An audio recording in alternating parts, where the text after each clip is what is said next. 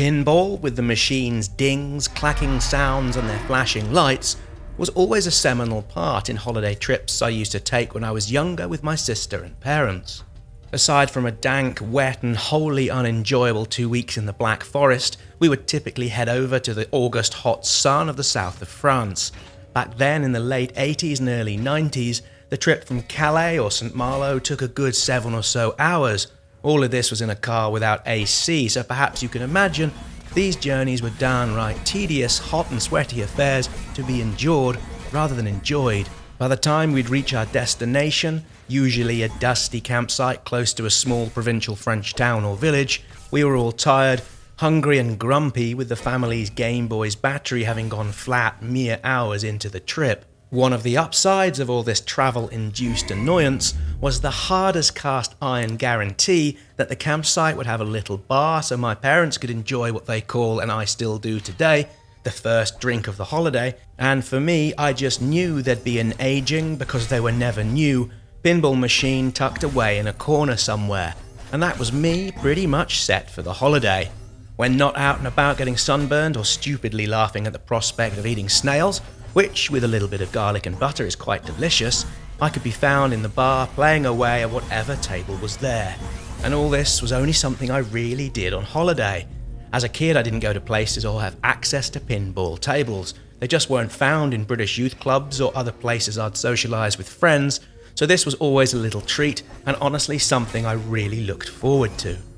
Fast forward 30 or so years, and while I still don't play any pinball, or at least on a regular occurrence, I don't think I've seen one since moving to the Netherlands, I am partial to a video game equivalent. Yoku's Island Express from last year, with its metroidvania gameplay mixed with pinballing elements, was one of last year's hidden gems, and in Creature in the Well, we have another game with pinballing elements, but a whole lot more besides. It's really best to think of Creature in the Well as an isometric mash-up mix of over-the-head dungeon view crawler with elements of hack and slashers, bullet hell shoot-em-ups, and more than a nod to Metrovanias for good measure. All of this is gelled together with pinballing mechanics, and to tell you truthfully, its mix of differing genres is really quite something. But is it special? Well, we'll come to that in a little bit. Coming from the two-person team at Flight School Studio, you play as Bot C, the last of a group of robot engineers as you head deep into a desert mountain to restore the power to an ancient facility in which a huge creature, sometimes half the size of your monitor, has taken residence. It's been a busy not-so-little monster too, having filled the place with all sorts of traps, mines and enemies that are keen to prevent you from going about restoring power to the facility. You do this by smacking around electrical orbs into objects that need to be hit, often within a specific order. There are other gameplay elements here of course though. As you make your way room by room, polishing off what are essentially reflex and perception-based puzzles, you earn a form of currency or energy which you can spend to open doors to widen the playing area further. Some of the rooms open into secret paths which you can find new weapons or upgrades for your Bot C unit. Now here's the thing, I found Creature in the Well to be devilishly difficult, and while I'd like to blame much of the lack of skill shown in plenty all of the game to having lost a decent amount of motor control in my left thumb earlier in the year, I'm kinda thinking I'd still be a bit rubbish at this even without the thumb issue. Creature in the Well on a difficulty level perspective is up there with say Celeste, Cuphead and Sekiro.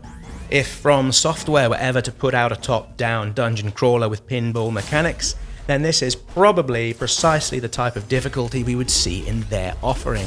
Now I like a fair challenge as much as the next man, and as I've already mentioned, the vast majority of my many deaths were simply down to a lack of precision and timing, although at times I felt I failed as I was unlucky in how the orbs bounced around a particular section. Some of the boss fights, well, they can be utterly hideous in their difficulty, although thankfully here you have quick access back into the battle once you die. In all other cases, the creature collects your battered bot and then flings it from the mountain in what is a delicious piece of animation, but still, having done so you need to go back into the facility and zip through all of the rooms you already unlocked, which is time consuming, adds little value to the wider sense of things, and towards the end of the game felt somewhat tiresome. I'm drawn to thinking Creature in the Well is by design a game that relishes in the challenge, and yes, there is a huge sense of reward once you see off certain sections, so your blood pressure and heart rate can return to something vaguely normal. To be fair, there's also plenty of great things going on here.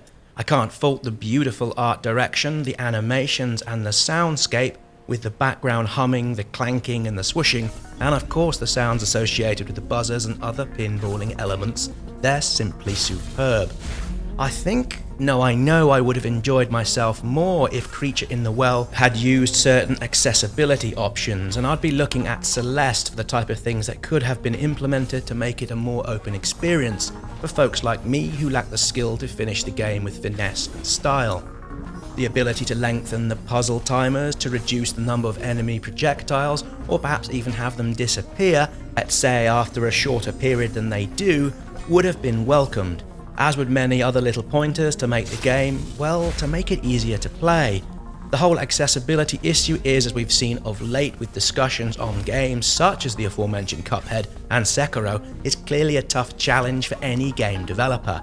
That said, I'm firmly in the camp that adding and making use of Celeste-style options, well, it does not in any way compromise the overall artistic vision.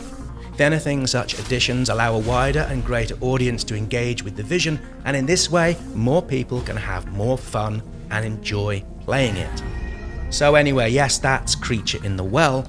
I hope and suspect it will find its place and will appeal to those wanting a supremely tough challenge, and here, I'm more than happy to recommend it to such folks to pick up. However, I can't, and I clearly haven't within this review, ignored the difficulty which for some will simply be too hard for them to get the most out of what it offers.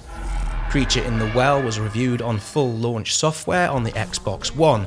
The copy of the game was given to me for review purposes.